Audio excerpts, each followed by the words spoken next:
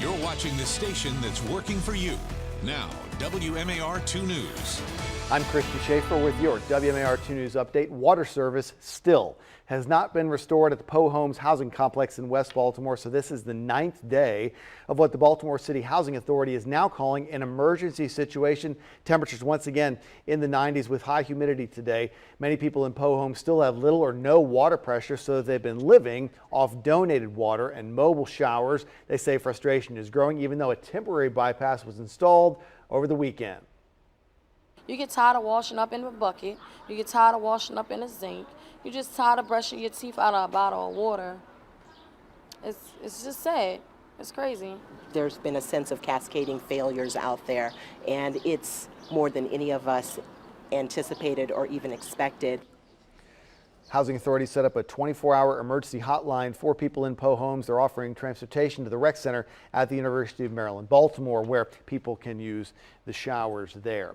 In Baltimore County, a police officer is on leave after shooting and killing a suspect. It happened Saturday morning at a home on Blenheim Road North, which is in the Jacksonville area near Phoenix. Police say a man named Scott Robertson pointed a gun at 3 people in that home. They managed to get out when police arrived. Officers called for Robertson to come out of the house, and they say he did, but he was still holding the gun. They say he raised that weapon toward the officers. One of them shot and killed Robertson. Baltimore County Police have identified the officer by last name only, Officer Allenson. Allenson is a 12-year veteran of the police force assigned to the Cockeysville precinct. This is the first time that officer has shot anyone. The Baltimore County State's Attorney will look into that shooting to determine whether it was justified. And that was the first police-involved shooting to happen during the term of Baltimore County's new police chief, Melissa Hyatt. The chief was in Dundalk last night to hear from people in the eastern part of Baltimore County about their concerns. County Executive John Olszewski there on hand as well. They say aggravated assaults are up in that part of Baltimore County. There's another town hall meeting with Chief Melissa Hyatt tonight. That one's going to be at the Maryland State Fairgrounds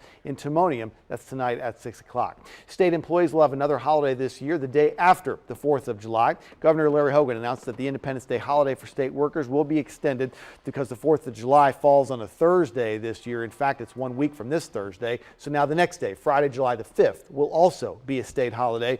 Universities can either choose to use that Friday to be closed or stay open and schedule a holiday for a later date. And now from WMAR 2 News, Maryland's most accurate forecast. Happy Tuesday, everyone. On this Tuesday, we are going to be dealing with some oppressive conditions out there. That's what we're dealing with this morning. And then numbers start to drop off a bit. Those dew point numbers start to drop a little bit as we go to the afternoon. So still a little bit humid out there. So going to continue with that trend. A heat wave is on the way. And this morning we did have a few showers, and now we're dealing with a little bit more sunshine trying to move in. So here are those numbers, the dew point temperatures in the 70s right now. And as we go more towards the afternoon, they will drop off a bit more into the 60s. But with that said, it's still going to be a little bit muggy out there, still a little humid. So this is the day where you want to get in the pool, right? You want to cool off.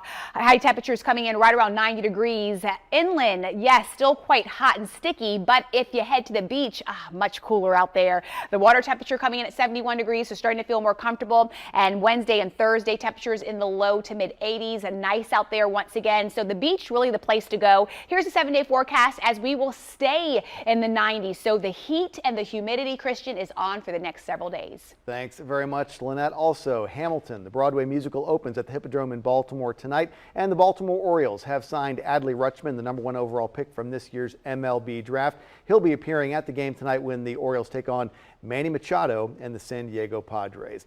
Stick with WMAR2News.com all day long for updates on top stories and breaking news. And for news and weather on the go, you can download the WMAR2 News app from the App Store. We've got live radar on there, and you can set up breaking news alerts to come straight to your phone. Thanks for watching. I'm Christian Schaefer. This WMAR 2 News update is sponsored by Jones Junction,